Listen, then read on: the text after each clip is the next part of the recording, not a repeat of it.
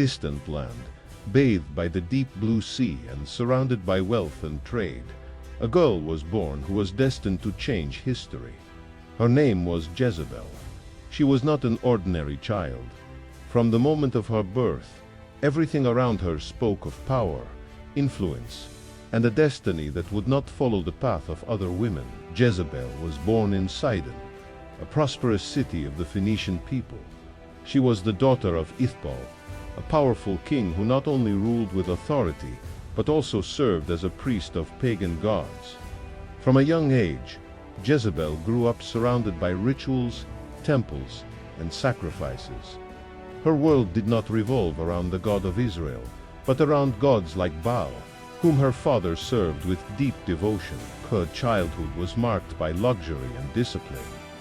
She learned to speak with confidence, to look without fear, and to make decisions quickly. While other children played, she observed how power moved. She listened to conversations about war, alliances, and betrayals. Her mind was shaped like that of a strategist. Unlike many women of her time, Jezebel was not raised to be submissive. She was raised to influence. She knew her life would not be simple, but it would not be insignificant either. From a young age, she understood that power is not asked for, it is taken. As the years passed, her beauty began to draw attention. But it was not only her appearance that stood out. There was something in her presence that commanded respect. Her voice was firm, her gaze was intense, her character was determined. Jezebel was not someone who accepted orders without question. She was someone who gave orders. When she reached adulthood, her destiny took shape. She was chosen to marry a foreign king. It was not a marriage for love. It was a political alliance. That is how her path led her to Israel, where she would become the wife of Ahab. The journey to Israel marked a turning point in her life. She left her homeland behind, but not her beliefs. Jezebel did not arrive as someone who adapts. She arrived as someone who transforms. When she entered the kingdom of Israel, she found a divided people. Some still followed the true God. Others were beginning to turn away. And Jezebel saw in this division an opportunity. Her marriage to Ahab was not like others. Even though he was the king, she did not remain in the shadows. Jezebel began to influence his decisions. Little by little, her voice became essential in the palace. Ahab was a man weak in character. He had power, but not firmness. Jezebel, on the other hand, had both, and that combination changed the course of the kingdom. Soon, Jezebel introduced her beliefs into Israel. She ordered the construction of temples for Baal. She brought priests from her land. She promoted rituals that were foreign to the people of God. What began as influence turned into imposition. But not everyone accepted this change. There were prophets in Israel who remained faithful to God, brave men who spoke against what Jezebel was doing. One of them was Elijah. The name of Elijah began to spread with strength. He was a man who did not fear kings or queens. His message was clear. Israel had to return to God. Jezebel did not tolerate opposition, for her power had to be absolute. She could not allow anyone to challenge her authority or her beliefs. Thus began one of the most intense confrontations in biblical history. Jezebel ordered the persecution of God's prophets. Many were killed. Others fled to save their lives. Fear began to spread throughout the kingdom. But Elijah did not run. Every time his name was mentioned, Jezebel felt anger. She could not understand how one man could challenge everything she was building. For her, this was not just a spiritual threat. It was a direct threat to her power.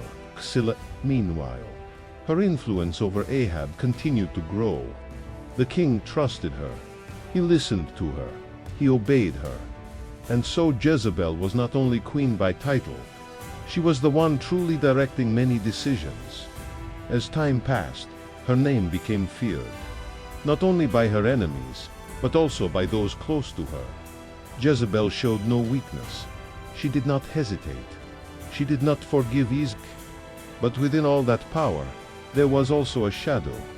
Every decision she made took her further away from the path of God. Every order she gave increased the suffering of the people. Every step she took brought her closer to a destiny she did not yet see. The kingdom of Israel would never be the same. The arrival of Jezebel marked the beginning of a dark era, a time when power mixed with idolatry, when fear replaced faith, when the voice of a queen changed the course of an entire nation.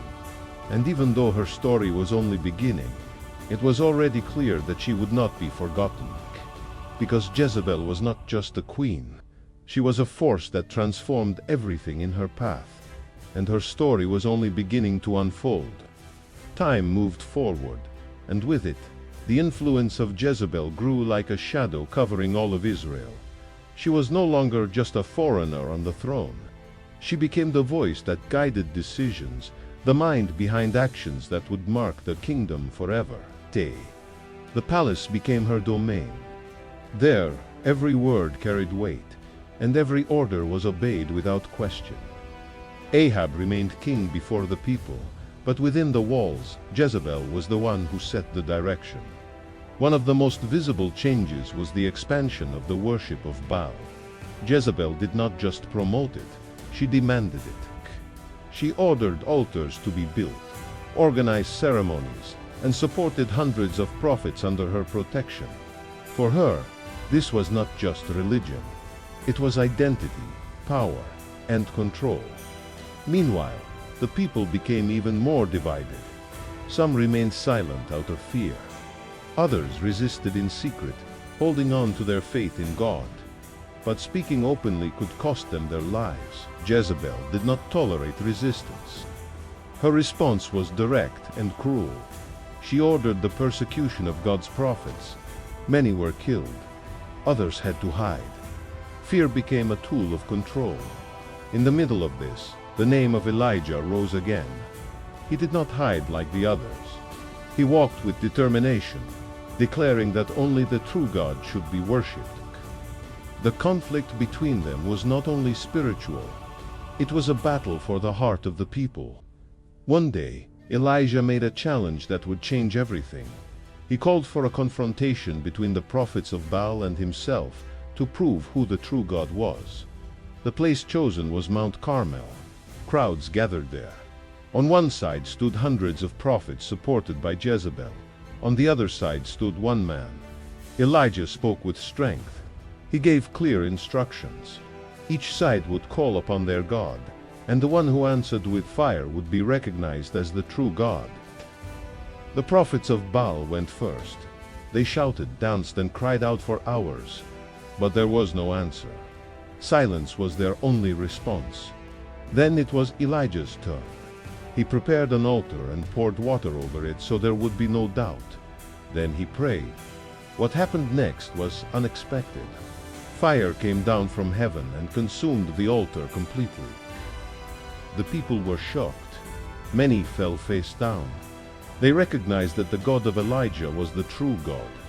But when Jezebel heard what had happened, she did not break. She did not repent. She became filled with anger. When she learned that the prophets of Baal had been defeated, her reaction was immediate. She swore to take Elijah's life.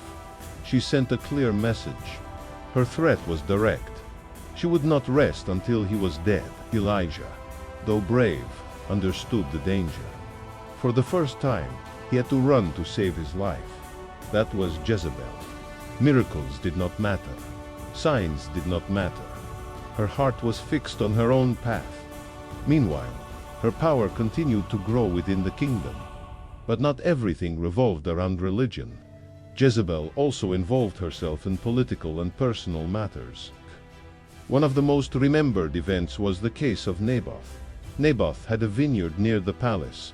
It was valuable land. Ahab wanted it. He offered money and another piece of land in exchange, but Naboth refused. For him, it was his family inheritance.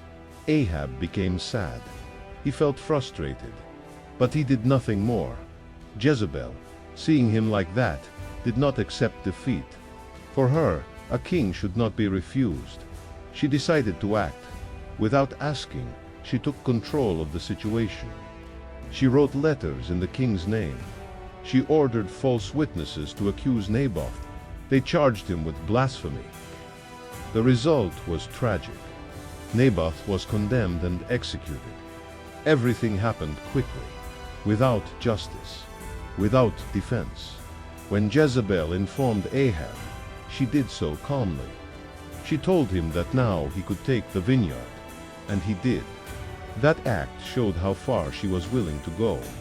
For Jezebel, the end justified the means. There were no limits when it came to getting what she wanted, but that act did not go unnoticed. Elijah appeared again, this time with a strong message. He declared that because of that crime, judgment would come upon the house of Ahab, and that Jezebel would also face a terrible fate. Those words remained in the air, but they were not forgotten. Despite everything, life in the palace continued. Jezebel had children. Among them were Ahaziah and Joram. She also had a daughter named Athaliah. Her children grew under her influence. They learned from her character, her decisions, and her way of seeing power. Her legacy would not only be political, but also personal. The years passed, but Jezebel did not change. She remained firm, determined, and confident in her path. Yet the words of Elijah began to weigh like a shadow that could not be ignored.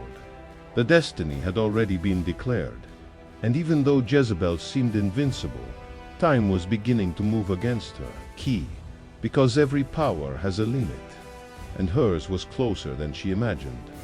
Time does not stop for anyone, not even for a queen like Jezebel.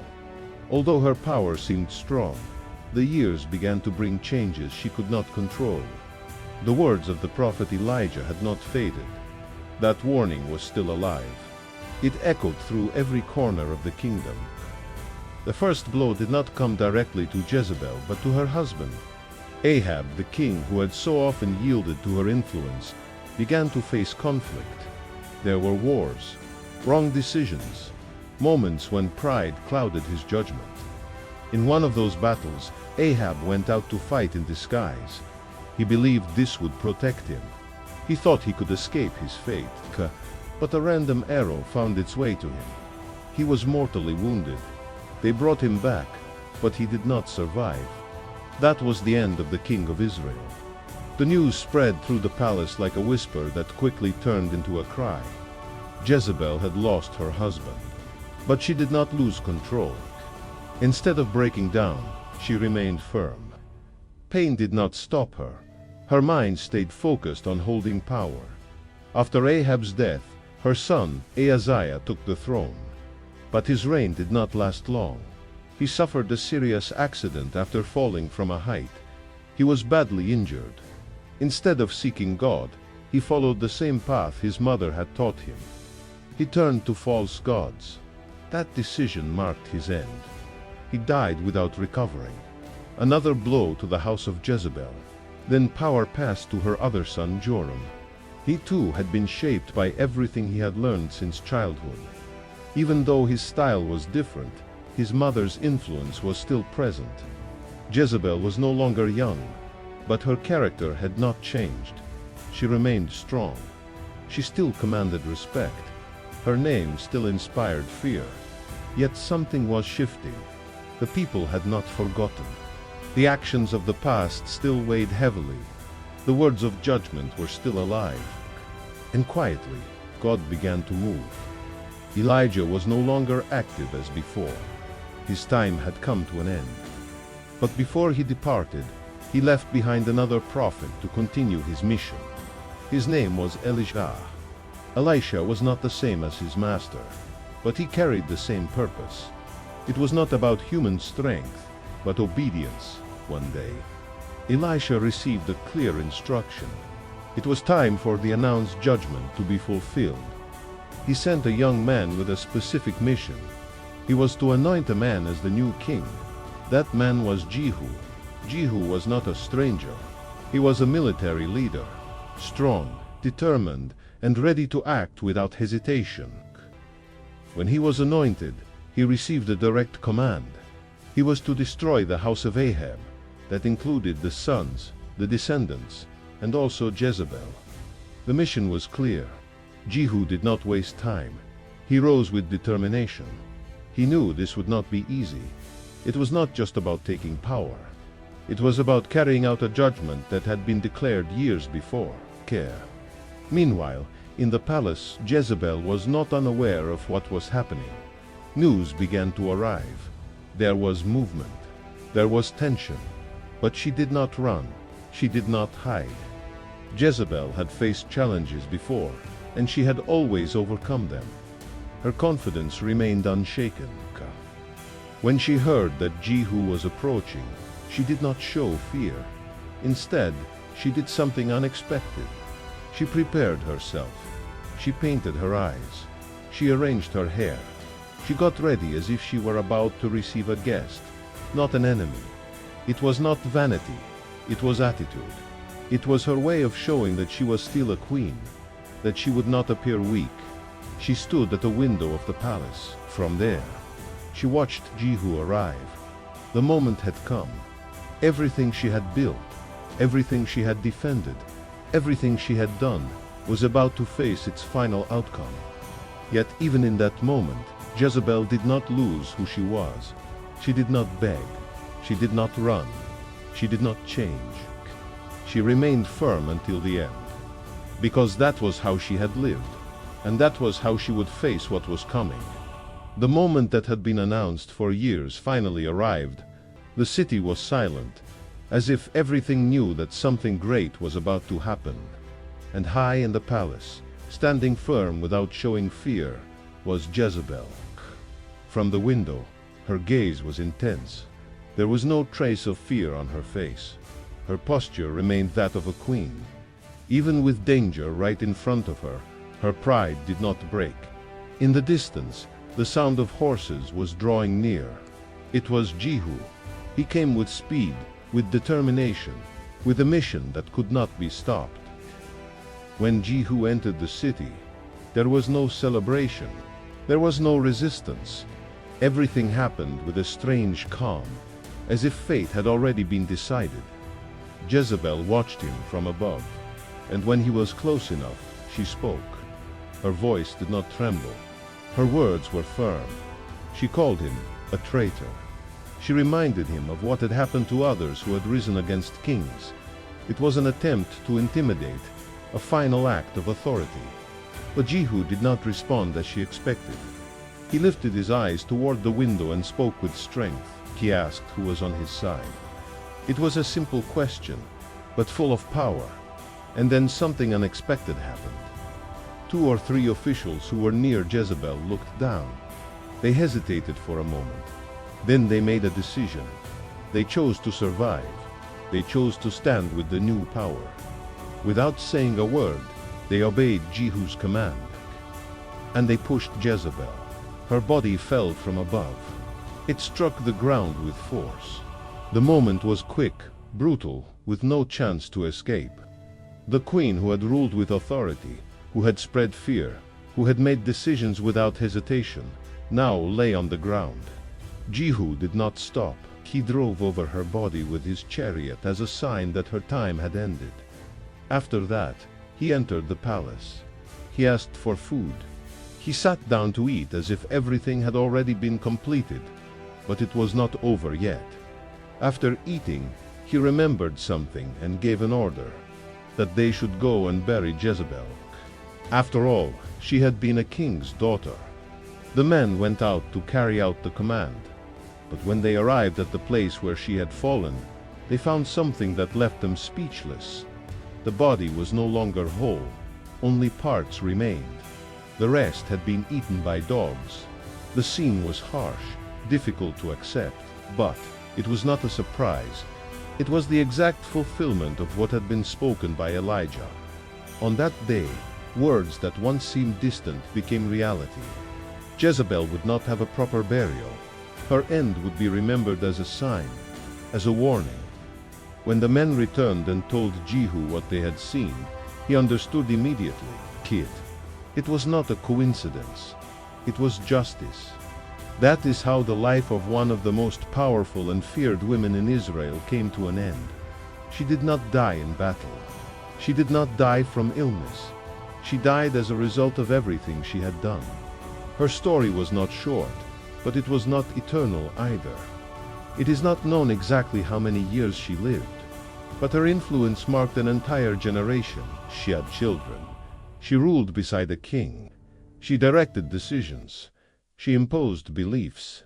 She changed the course of a nation. But she also persecuted those who did what was right. She took what did not belong to her. She closed her heart to the truth. And all of that had consequences. Her name was not forgotten, but not for honor. She was remembered as a symbol of rebellion, manipulation, and power without limits. Even so, her story did not end with her death, because what she left behind continued to affect others.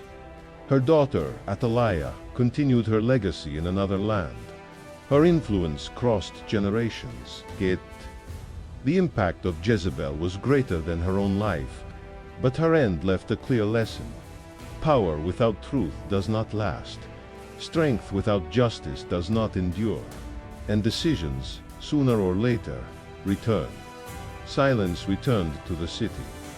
The palace was left behind, and the story of Jezebel came to an end. But her name would continue to echo, not as an example to follow, but as a warning that time would never erase. The story of Jezebel did not end on the day of her death. Her body disappeared, but her name remained etched in the memory of the people, not as that of a righteous queen, but as that of a woman who took power to the extreme. After her fall, the kingdom of Israel changed. The house of Ahab was destroyed. His descendants lost the throne. What once seemed strong disappeared in a short time. But the impact of Jezebel did not stop there. Her daughter, Athaliah, followed a similar path.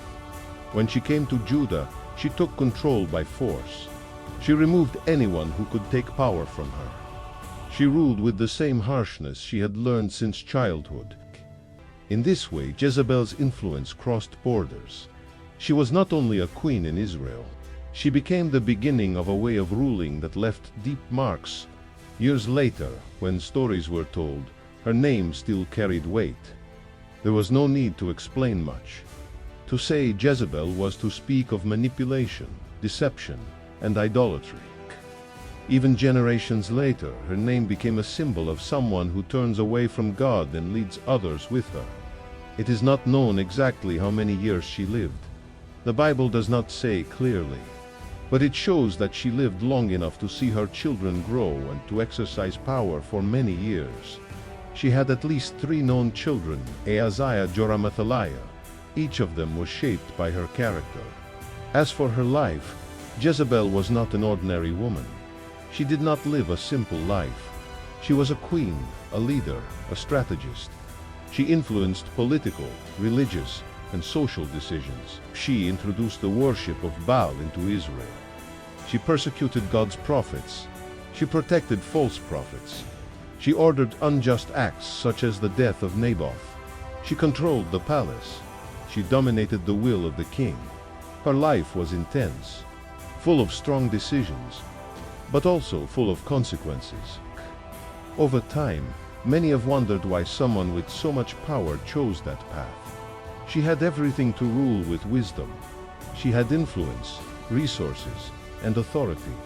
But she chose a different way. One where power was more important than truth. One where control was more important than justice. And that defined her story. Even so, her life leaves clear lessons. It shows that power is not everything. That authority without limits can destroy. That ignoring the truth has a price. And that no one is above consequences. Jezebel lived as she wanted. She ruled as she decided. She acted without restraint. But in the end, she faced the result of every step. Her story is not only a tale of the past. It is a mirror, a warning, a reminder that decisions build destinies. Class today, her name still lives on. Not in temples, not in honor, but in stories that show what happens when the heart becomes hardened. Jezebel was not forgotten, but she was not celebrated either. She was remembered as a strong figure, yes, but also as someone who completely turned away from the right path. And that is how her story ends. Not with glory, not with peace, but with a lesson that continues to echo through time. Power can lift a person, but it can also lead them to their fall. And in Jezebel's case, her fall was as great as her rise. If this message has touched your heart, you are invited to join this family of faith. Subscribe to this channel and join us each week to continue learning from the stories and teachings God has for us.